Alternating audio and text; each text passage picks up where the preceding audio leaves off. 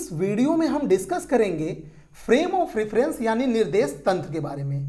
तो सबसे पहले हम थोड़ा सा समझते हैं कि ये जो फ्रेम ऑफ रेफरेंस यानी निर्देश तंत्र है ये क्यों पढ़ाया जाता है।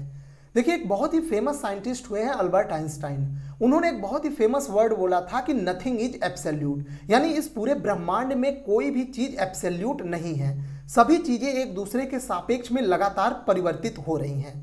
तो ऐसे में अगर आप किसी घटना को ऑब्जर्व करते हैं तो सबसे पहले यह तय करना जरूरी है कि आप उस घटना को कहां से ऑब्जर्व कर रहे हैं, क्योंकि अलग अलग जगहों पे या अलग अलग जगहों से ऑब्जर्व करने पे आपको सेम घटना के अलग अलग आउटकम्स दिखाई दे सकते हैं। जैसे अगर मैं आपको एक एग्जांपल से समझाता हूं, मान लीजिए ये एक बस है और इस बस में एक व्यक्ति यहाँ पे बैठा हुआ है।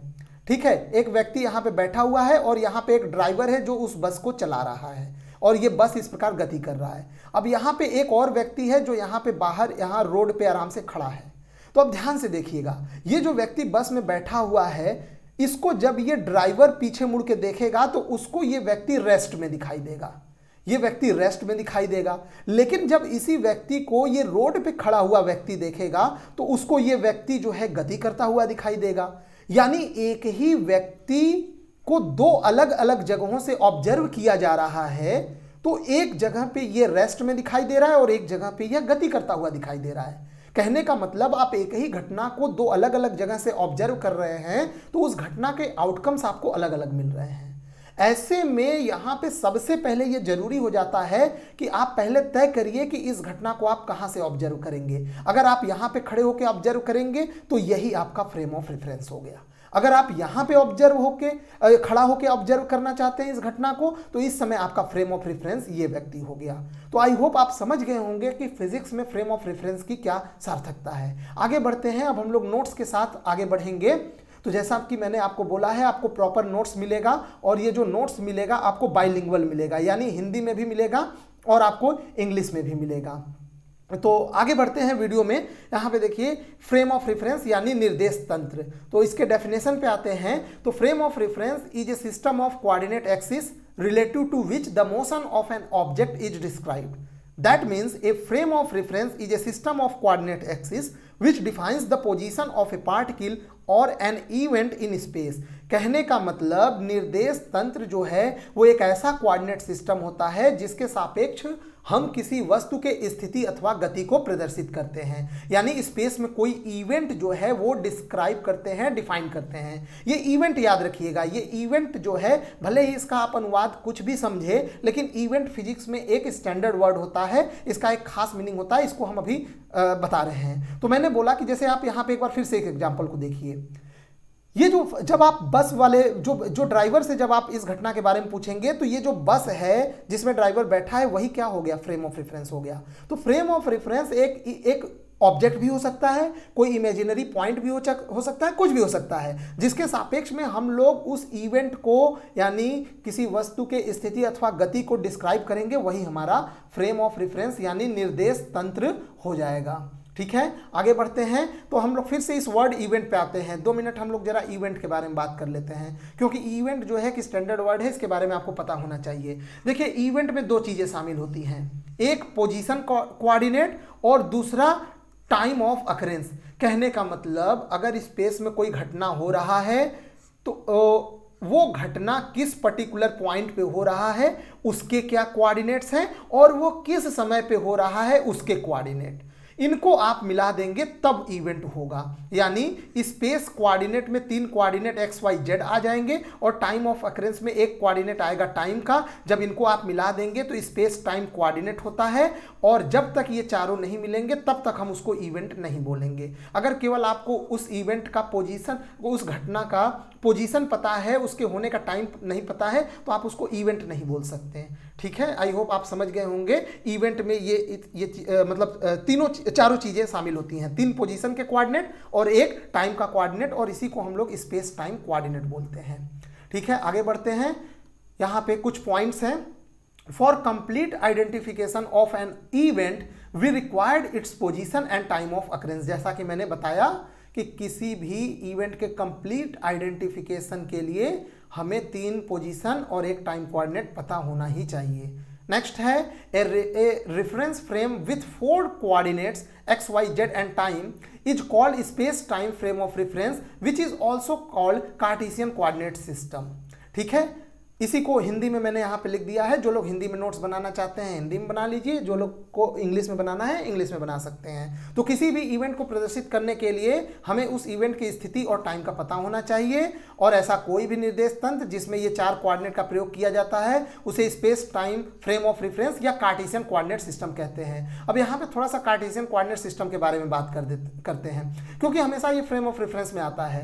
एक बात ध्यान रखिएगा, ये जो कार्टेशियन कोऑर्डिनेट सिस्टम होता है ये फ्रेम ऑफ रेफरेंस नहीं है, ये फ्रेम ऑफ रेफरेंस को प्रदर्शित करने का एक सबसे सिंपलेस्ट तरीका है। आप लोग देखे होंगे अक्सर फिजिक्स या मैथ में हम लोग इस प्रकार से ये एक सिस्टम ऑफ कोऑर्डिनेट्स बनाते हैं, एक्स, वाई और जेड एक्सिस तीनों म्यूचुअली परपेंडिकुलर होते हैं। इसको हम लोग कार्टेशियन कोऑर्डिनेट सिस्टम यानी कार्तीय तल कहते हैं। यानी ये एक फ्रेम ऑफ रेफरेंस को प्रदर्शित करने का एक तरीका है फिजिक्स एंड मैथ में, या यूं कह लीजिए साइंस में। तो इसमें हम किसी इवेंट को कैसे स्पेसिफाई करते हैं इसको हम लोग थोड़ा सा समझ लेते हैं। मान लीजिए यहाँ पे कोई पॉइंट है P, यहाँ पे कोई इवेंट हो रहा है। मान लीजिए कोई पार्टिकल है, या तो वो रेस्ट में है या मान लीजिए गति कर रहा है, तो वो पार्टिकल स्पेस में है तो उसका कोई कोऑर्डिनेट होगा एक्स, वाई और जेड के सापेक्ष में। अब मान लीजिए इस पॉइंट से मैं एक्स एक्सिस पे यहाँ पे परपेंडिकुलर लंब डालता हूँ, तो इस मूल बिंदु ओरिजिन से जो इसका दूरी हो जाएगा वो एक्स हो जाएगा। इसी प्रकार वाई से इसका जो दूरी होगा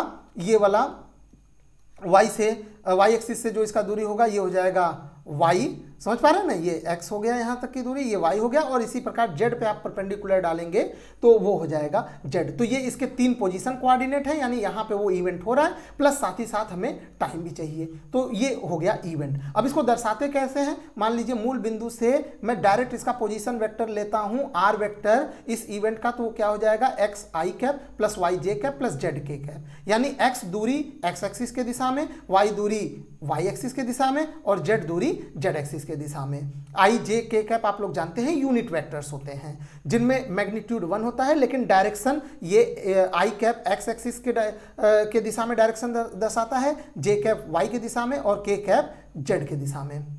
अब मान लीजिए उस पार्टिकल का पोजीशन जो है वो समय के साथ चेंज हो रहा है। तो अब देखिए इसमें यहाँ पे चौथा कोऑर्डिनेट टाइम भी आ गया। तो इसको देखिए, इसको ऐसे पढ़िए, टाइम के सापेक्ष में पोजीशन में होने वाला परिवर्तन किसको जन्म देता है, वेलोसिटी को। यानी टाइम के साथ अगर पोजीशन चेंज होगा तो किसका जन्म होगा, वेलोसिटी को। तो हम लोग डिफरेंशिएट कर देते हैं, तो d r by d t यानी ये क्या हो जाएगा, d x by d t i cap plus d y by d t into j cap plus d z by d t into k cap. तो ये इस प्रकार से हम वेलोसिटी को दर्शाते हैं। अब मान लीजिए वेलोसिटी भी टाइम के सापेक्ष में चेंज हो, यहाँ पे देखिए इसको ऐसे पढ़ेंगे कि डी टी यानी टाइम के परिवर्तित होने पे वेलोसिटी में होने वाला परिवर्तन किसको जन्म देता है, एक्सेलरेशन को। यानी जब टाइम के साथ वेलोसिटी चेंज होता है तो एक नई फिजिकल क्वांटिटी पैदा होती है जिसको हम लोग एक्सेलरेशन कहते हैं, जिसे हम लोग d2r by d T square से भी प्रदर्शित करते हैं। तो ये हो जाएगा, डिफ्रेंशिएट करिए अगेन एक बार इसको, तो क्या मिल जाएगा, d2x by d T square into I cap plus d2y by d T square into j cap plus d2z by d T square into k cap. तो इस प्रकार से हम लोग कार्टेशियन कोऑर्डिनेट सिस्टम में किसी इवेंट को हम लोग स्पेसिफाई करते हैं, या यूं कहिए फिजिकल क्वांटिटीज को हम लोग कैलकुलेट करते हैं, मोशन को व्यक्त करते हैं। अब इसके बाद अगर आपको फोर्स चाहिए तो आप m इंटू ए से निकाल लीजिए, अगर आपको मोमेंटम चाहिए तो m इंटू वी से निकाल लीजिए। मतलब बाकी सभी फिजिकल क्वांटिटीज इसी प्रकार से आप लोग कैलकुलेट कर लेंगे इस ओरिजिन यानी इस कार्टेशियन कोऑर्डिनेट सिस्टम यानी इस फ्रेम ऑफ रेफरेंस के सापेक्ष में। आगे बढ़ते हैं, type of frame of reference. Frame of reference कितने प्रकार के होते हैं, तो यहाँ पे फ्रेम ऑफ रेफरेंस जो होते हैं वो 2 प्रकार के होते हैं। इनको 2 भागों में हम बांट सकते हैं। पहला इनर्शियल फ्रेम ऑफ रेफरेंस जिसे हम लोग हिंदी में जड़त्वीय निर्देश तंत्र कहते हैं, और दूसरा non inertial frame of reference जिसे हम लोग अजड़त्वीय निर्देश तंत्र कहते हैं। तो अब इसको हम लोग डिटेल में बहुत ही अच्छे से समझते हैं। यहाँ पे देखिए, इनर्शियल फ्रेम ऑफ रेफरेंस यानी जड़त्वीय निर्देश तंत्र, ये किससे बना है, ये एक वर्ड इनर्शिया यानी जड़त्व से मिलकर बना है। तो ऐसा फ्रेम ऑफ रेफरेंस जिसमें जड़त्व का नियम यानी जो न्यूटन का पहला नियम जिसे हम लोग गैलीलियो का नियम भी कहते हैं, अगर उस फ्रेम ऑफ रेफरेंस में लॉ ऑफ इनर्शिया यानी जड़त्व का नियम लागू होगा तो उसे हम लोग इनर्शियल फ्रेम ऑफ रेफरेंस कहेंगे।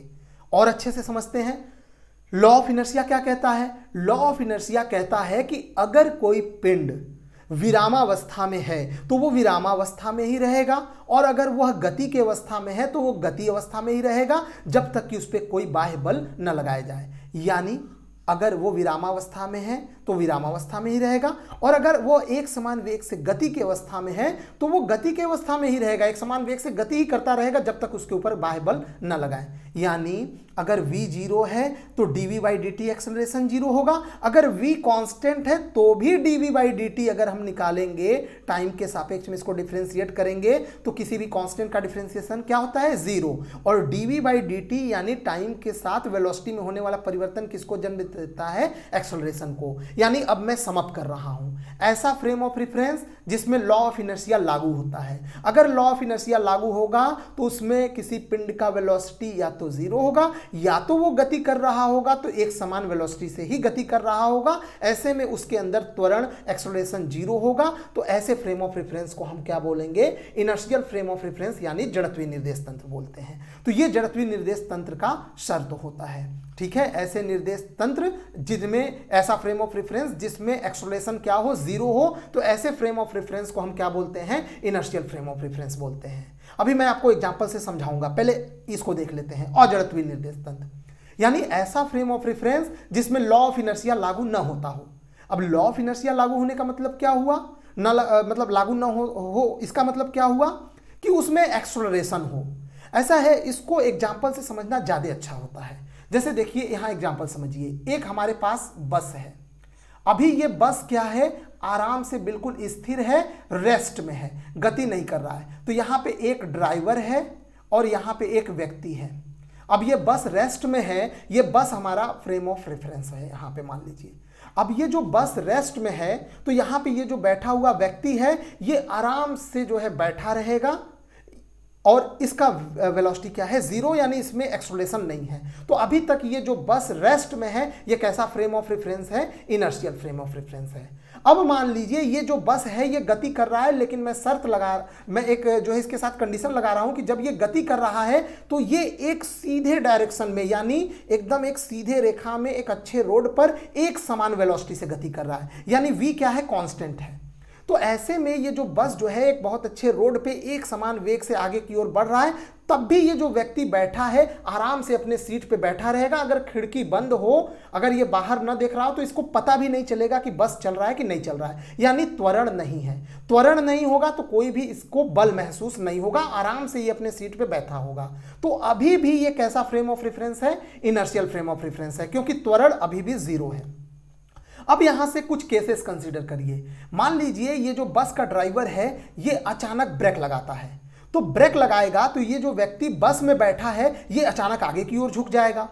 तो अब इसको ऐसा लगेगा कि पीछे से इसको किसी ने धक्का दिया है, लेकिन ऐसा तो है नहीं कि पीछे वाला जो व्यक्ति, पीछे तो कोई व्यक्ति है नहीं। मान लीजिए है भी तो क्या फर्क पड़ता है? इसको जो धक्का लगा है वो पीछे के व्यक्ति ने थोड़ी मारा है, ये तो अचानक बस के ड्राइवर ने ब्रेक मारा और इसको झटका लगा और ये आगे की ओर झुक गया। तो ऐसे में ये क्या सोचेगा कि मैं तो आराम से रेस्ट में बैठा था, मेरे ऊपर मुझे पीछे से किसी ने मारा भी नहीं, तो मैं कैसे आगे की ओर गति की अवस्था में आ गया? यानी यहां पे इसके अंदर अचानक एक्सेलरेशन आ गया और इसको एक आभासी बल का आभास होगा।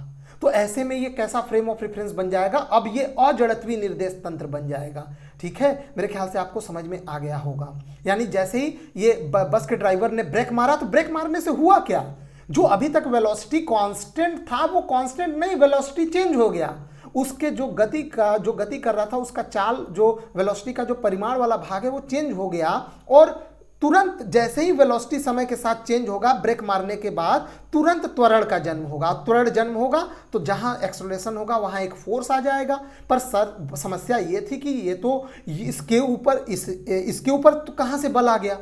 ब्रेक तो बस को लगाया गया है, फिर ये कैसे गति की अवस्था में आ गया? यहां तो न्यूटन का नियम लॉ ऑफ इनर्शिया फेल कर गया ना, इसको तो आराम से रेस्ट में ही बैठे रहना चाहिए था। यानी अब ये non inertial frame of reference हो गया। एक और केस कंसीडर कर लीजिए। मान लीजिए बस का ड्राइवर अचानक एक्सेलरेटर को बढ़ाता है और बस का स्पीड तेज कर देता है। तो जब स्पीड तेज करेगा तो भी ये व्यक्ति थोड़ा सा पीछे की ओर इसको झटका लगेगा।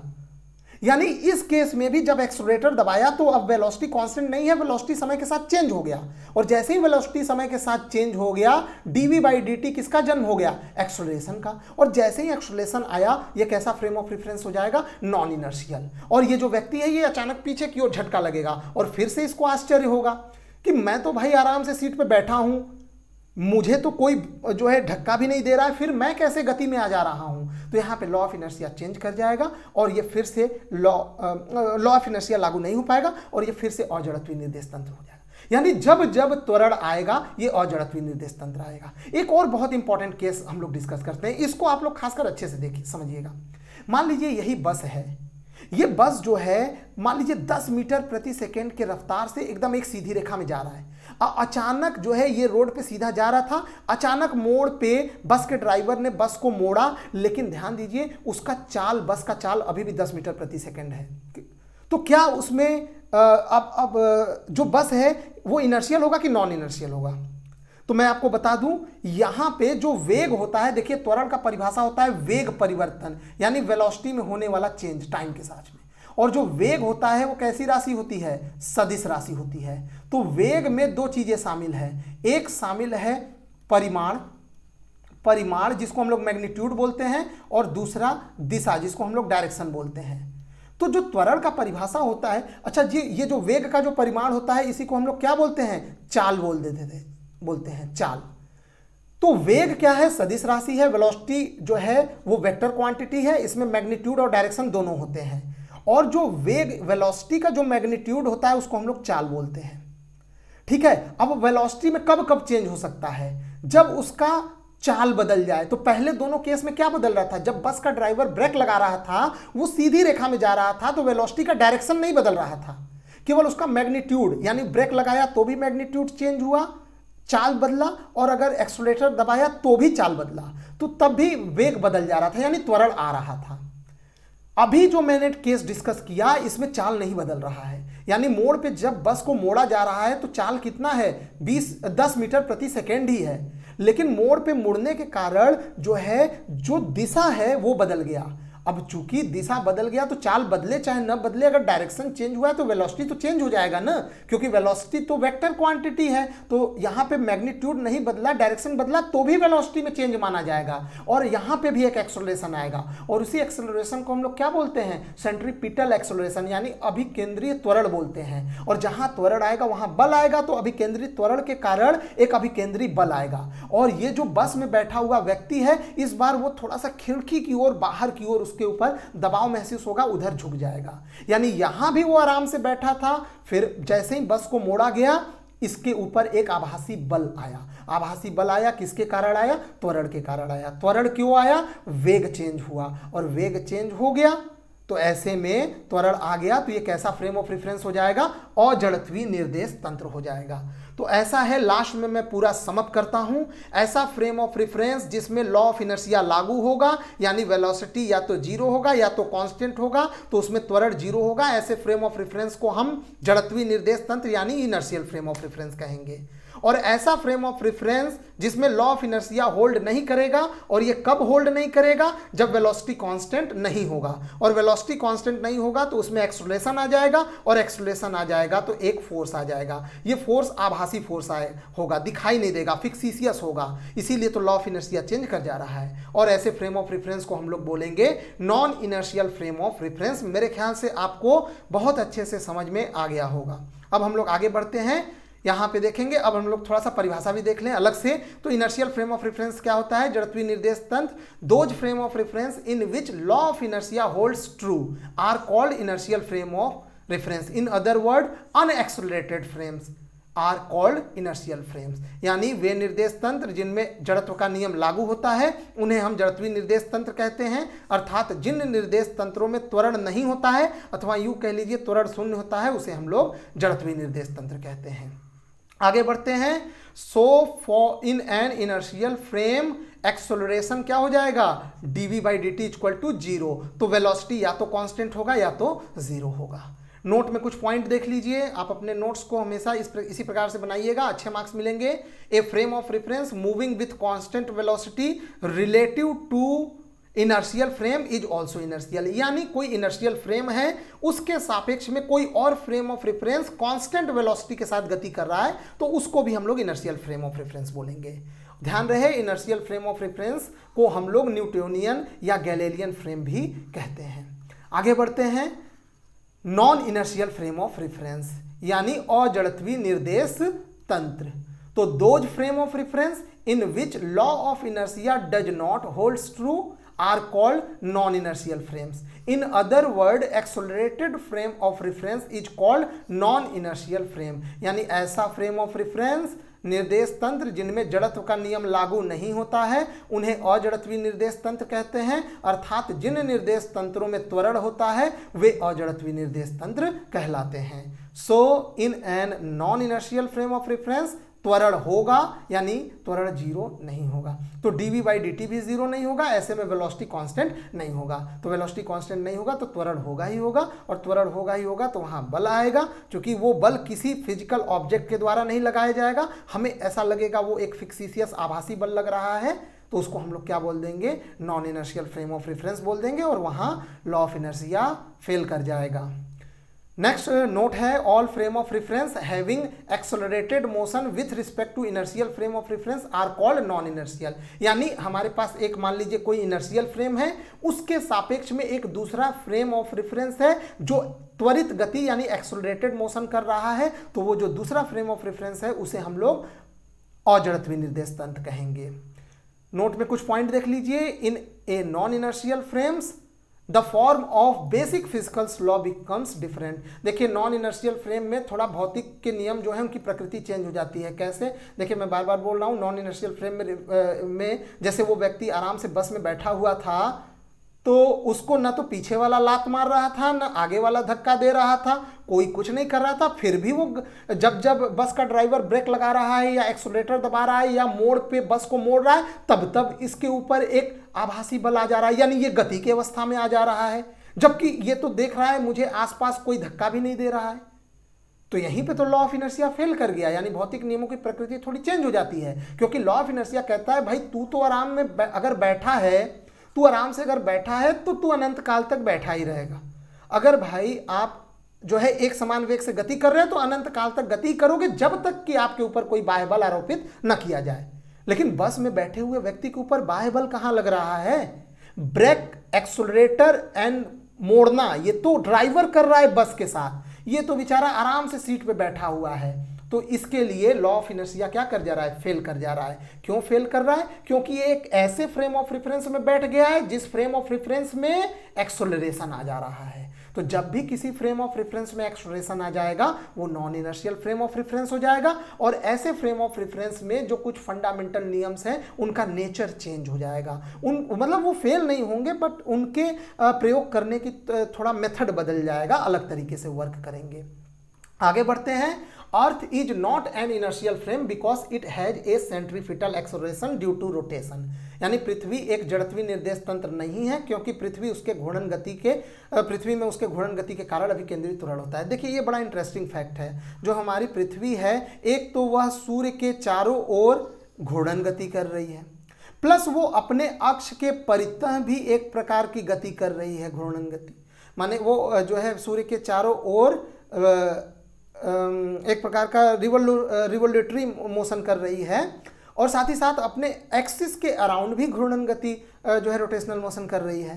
तो ऐसे में जब भी कोई घूर्णन गति करता है, भले ही उसका चाल फिक्स हो, ध्यान रहे, जैसे ये मान लीजिए एक जो है वृत्ताकार पथ, वैसे एलिप्टिकल होता है, मान लीजिए वृत्ताकार में पथ ले रहा है, भले ही पृथ्वी एक समान चाल से गति करे, लेकिन इसके गति का जो डायरेक्शन है वो तो हर समय चेंज हो रहा है ना। जब पृथ्वी यहाँ है फिर यहाँ आएगी तो डायरेक्शन ये हो जाएगा, यानी गति का जो डायरेक्शन है वो हर पॉइंट पे चेंज हो रहा है। मैग्नीट्यूड चेंज हो चाहे ना हो, यानी चाल बदले चाहे न बदले, जो गति है उसका डायरेक्शन बदल रहा है, तो डायरेक्शन बदलेगा तो वेलोसिटी बदल जाएगा, वेलोसिटी बदल जाएगा तो त्वरण आ जाएगा, और उसी एक्सेलरेशन को हम लोग क्या बोलते हैं? अभिकेंद्री त्वरण। और जहां त्वरण आएगा वहां एक बल आ जाएगा, तो उस बल को हम लोग क्या बोलते हैं? अभिकेंद्री बल। समझ में आया? तो इसके कारण अब चूंकि अर्थ में एक्सेलरेशन आ गया उसके घूर्णन गति के कारण, तो जहां एक्सेलरेशन आ जाएगा अब वो कैसा फ्रेम ऑफ रेफरेंस हो जाएगा, तो हमारी अर्थ जो है वो non inertial frame of reference है, यानी अजड़त्वीय निर्देश तंत्र है। ठीक है, वो जड़त्वीय निर्देश तंत्र नहीं है। तो ऐसे में सवाल ये उठता है कि फिर तो हमें अगर मैं पृथ्वी पे आराम से बैठा हूं तो मुझे भी उसका आभास होना चाहिए ना, एक फिक्सिशियस फोर्स का आभास सबको होना चाहिए अर्थ पे। तो यहाँ पे ध्यान दीजिएगा, अर्थ का ये जो दो प्रकार की घूर्णन गतियां हैं, एक सूर्य के चारों ओर और खूब अपने अक्ष के परितः, इन दोनों के कारण जो टोटल एक्सेलरेशन होता है वो बहुत कम होता है। लगभग उसको आप लोग नगण्य मान सकते हैं, जीरो तो नहीं होता है लेकिन लगभग आप उसको जो है नगण्य मान सकते हैं। वो बहुत कम एक्सेलरेशन होता है, जिसके कारण उस एक्सेलरेशन के कारण हमें कोई फिक्सिशियस फोर्स का, कोई आभासी बल का आभास पृथ्वी पे रहते हुए नहीं होता है। इसीलिए हम लोग ऑन थ्योरेटिकल जो अर्थ है वो तो non inertial frame of reference है, बट प्रैक्टिकली हम लोग इन जनरल वे में अर्थ को हम लोग इनर्शियल फ्रेम ऑफ रेफरेंस मान सकते हैं। अगर नहीं मानेंगे तो ऐसे में सभी नियम लागू भी नहीं होने चाहिए, बट हम लोग जानते हैं एटलीस्ट अर्थ पे लॉ ऑफ इनर्शिया तो ठीक ठाक लागू होता है। तो याद रखिएगा, जो अर्थ है वो एक non inertial frame of reference है by theory, but in general हम उसको practically inertial frame of reference मानते हैं, क्योंकि उसका जो एक्सेलरेशन है उसका आभास हमें बहुत ज़्यादा नहीं होता है, वो एक्सेलरेशन बहुत कम होता है। समझ में आया ना? तो मेरे ख्याल से ये आपको वीडियो काफ़ी पसंद आया होगा फ्रेम ऑफ रेफरेंस पे। मिलते हैं किसी नेक्स्ट वीडियो में इसी प्रकार के इंटरेस्टिंग वीडियो में। वीडियो देखने के लिए आपका बहुत बहुत धन्यवाद।